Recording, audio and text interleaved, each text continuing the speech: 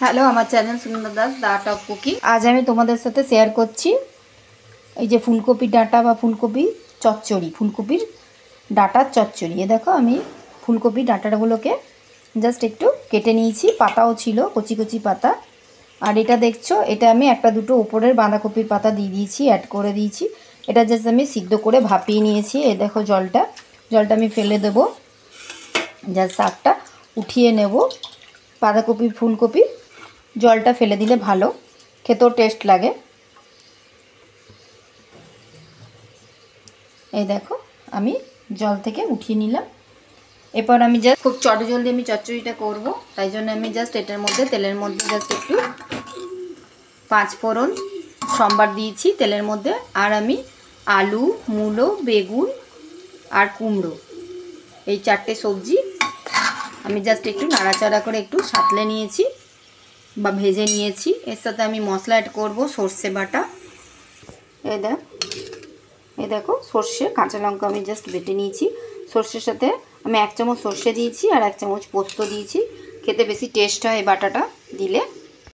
এই দেখো সিদ্ধ করে রাখা ফুলকপির পাতা বা ডাঁটা আমি জল ঝরিয়ে নিয়ে একটুখানি ভেজে নেব বা সাঁতলে নেব সব সবজির সাথে। দেখো ফুলকপির ডাঁটা আর শাকটা দিয়ে আমি জাস্ট একটু সাঁতলে নিলাম। এবার আমি পোস্ত আর সর্ষে বাটাটা দিয়ে দিলাম, এটাও একটু কষিয়ে নেব।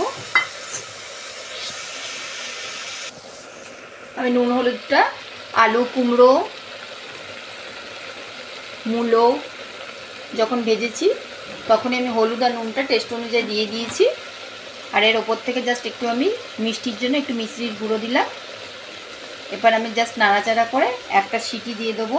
ভাজতে ভাজতেই অর্ধেকটা সেদ্ধ হয়ে গেছে। এবার জাস্ট একটা সিটি দিলেই ভালো করে নরম হয়ে যাবে। আর ডাঁটাগুলো আমি আগে থেকে সিদ্ধ করে নিয়েছিলাম, এটা আমি জাস্ট একটা সিটি দেব। আমার channel Sunanda Das the art of cooking. আজ আমি তোমাদের সাথে রেসিপি শেয়ার করছি ফুলকপি ডাঁটা বাঁধাকপির পাতা দিয়ে কুমড়ো, আলু, বেগুন, মূলো দিয়ে চচ্চড়ি, একদম সিম্পল চচ্চড়ি।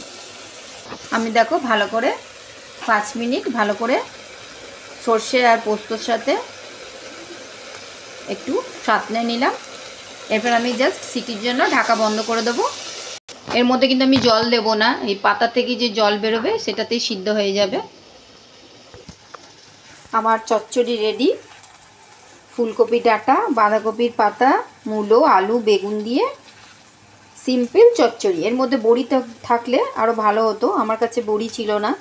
তো তোমাদের কাছে বড়ি থাকলে তোমরা ডালের বড়িও, পিউরি ডালের বড়িও অ্যাড করতে পারো। এই চচ্চড়িটা কিন্তু দারুণ লাগে বন্ধুরা গরম ভাতের সাথে। আমার channel Sunanda Das the art of cooking, আমার চ্যানেলের সাথে প্লিজ থেকো বন্ধুরা। Sunanda Das the art of cooking.